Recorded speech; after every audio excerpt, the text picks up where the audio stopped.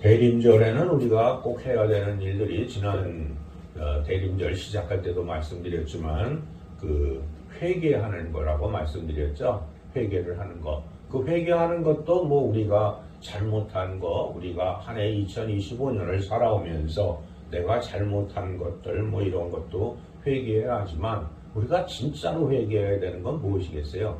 주님께 한번 여쭤봐야 되는 거죠. 주님, 이번 대림절 기간에는 제가 무엇을 해야 주님이 성탄하신 것처럼 우리의 심령이 성탄을 할 수 있습니까? 하고 물어봐갖고 주님이 시키시는 일을 하는 그러한 대림절이 되어야 실질적인 회개가 되는 거죠.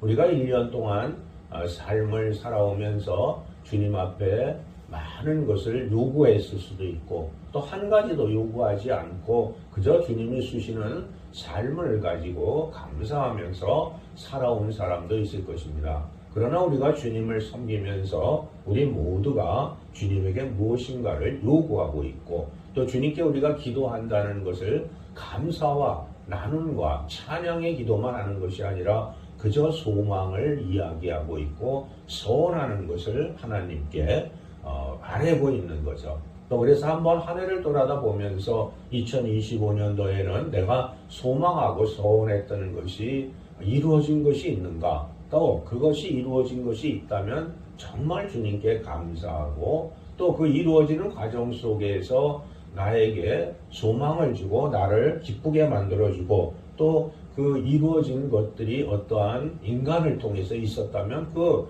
이루어질 수 있는 일을 해준 인간에게 감사해야 되는 거죠.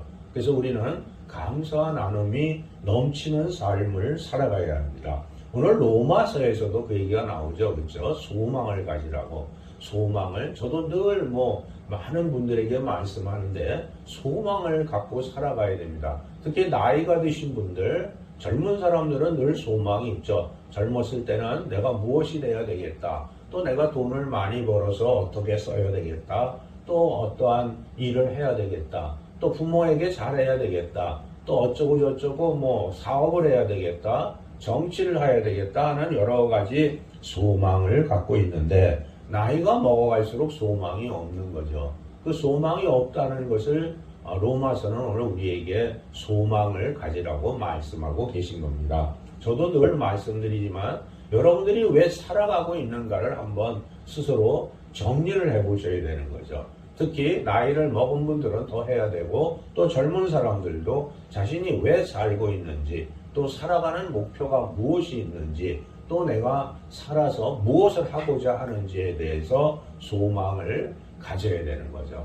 그래서 나이가 먹을수록 또 나이가 점점점 더 많아질수록 소망이 있어야 되는데도 불구하고 소망을 갖지 않고 살아가는 사람들이 너무나 많이 있어서 이번 대림절을 통해서 주님에게 여쭈어봐서 소망도 가지시고 또 성탄의 기쁨을 왜 맞이해야 되느냐 하는 것도 주님께 한번 여쭈어봐서 성탄의 기쁨을 맞이해서 제가 어떻게 살아가야 되는지 한번 주님께 여쭈어보는 그러한 시간을 가지시길 바랍니다. 그래서 주님이 주시는 성탄, 주님이 주시는 대림절의 이야기들을 가지고 우리의 삶을 소망을 가지고 살아가야 되는 거죠. 오늘은 이제 성탄을 맞이하기 직전에 세례자 요한이 세례자 요한에 대한 이야기죠. 세례자 요한은 먹는 게 메뚜기와 들꿀만 먹고 살았다 그러니까 자연식을 하고 있었던 거죠. 그렇죠? 또 세례자 요한과 예수님하고 비교해 보면 세례자 요한의 아버님은 그 제사장이었죠. 그렇죠? 그리고 예수님의 아버님은 그 요셉 목수였기 때문에 가문별로 보면은 세례자 요한의 가문이 더 좋았지 예수님의 가문이 더 좋았던 건 아니죠. 그 시대에 목수 일을 한다 그러면 지금으로 얘기하면 직업치고는 아주 천대받는 그런 직업을 가진 곳에서 예수님은 태어났다고 보아야 되는 거죠. 그러나 세례자 요한은 자신이 뭐라고 얘기하죠? 자신이 메시아는 아니라고 얘기하고 나는 물로 세례를 주지만 내 뒤에 오시는 분은 어떤 분이다? 내가 그분의 신발끈을 매릴 자격도 안 되고 그분은 성령과 불로 세례를 주실 것이고 손에는 키를 갖고 있다고 하죠. 그렇죠? 다작마당을 깨끗이 해서 알곡은 곳간에 모아드리고 죽정이는 꺾이지 않은 물에 태우실 것이다. 이렇게 이야기를 하고 있는 거죠. 그래서 세례자 요한이 예수님이 오시기 전에 이사야의 말을 빌어서 보면은 하나님이 예수님이 오신 그리스도가 오실 길을 닦는 그러한 선구자적인 입장에서 살았죠. 우리는 세례자 요한보다 더 위대한 사람들입니다. 왜냐하면은 세례자 요한은 성령을 갖고 계셨지만 지금은 우리 안에 성령이 다 와 계시기 때문에 우리는 예수님의 발자취를 따라서 살아가는 자들이죠. 그래서 예수님의 발자취를 따라서 살아가는 자들이라는 것은 무엇이냐 하면은 우리의 삶, 나에게 주어진 삶을 주님이 주셨다고 믿으셔야 되는 거죠. 아파도 주님이 주신 것, 건강해도 주님이 주신 것, 잘돼도 주님이 주신 것, 못돼도 주님이 주신 것이라고 꼭 믿으셔야 하는 거죠. 그것을 믿지 못해서 그곳에서 많은 기독교인들이 자신의 삶을 주님이 주셨다고 믿지 않고 거기서 벗어나려고 끝없이 기도하고 끝없이 서원하고 있는 것들을 우리는 볼 수가 있습니다.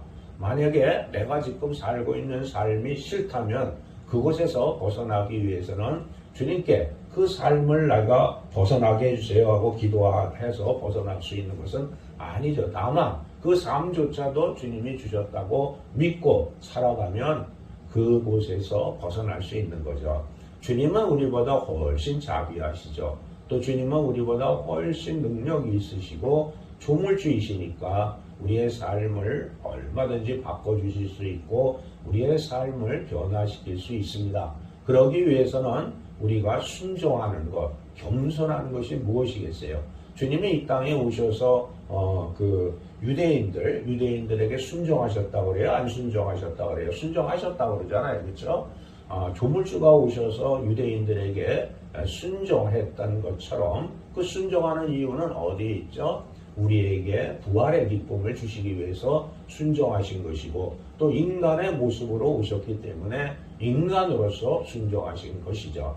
그래서 우리가 이 땅에 살아가는 동안에 이제 대림절을 맞이하고 성탄을 맞이해서 우리가 보는 것, 듣는 것, 말하는 것, 느끼는 것, 생각하는 것, 행하는 모든 것들이 주님이 주신 것이라고 꼭 믿는 대림절을 보내셔서 이번 성탄에는 정말 기쁨의 성탄을 맞이하셔서 이 땅에서부터 하늘의 시민으로 살아가시는 주님의 귀한 자녀들이 되시기를 주님의 이름으로 축원드립니다. 아멘. 기도하겠습니다.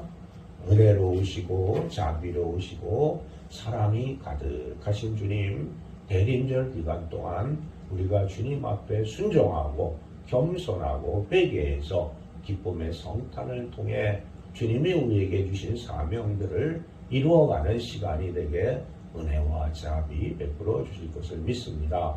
특별히 대학 입시 앞두고 있는 우리 임한이 딸 또 최주환 아들 기억하셔서 이 귀한 자녀들이 귀한 대학에 입학하고 주님을 크게 찬양하게 허락해 주실 것을 간절히 바라옵고 믿사옵나이다.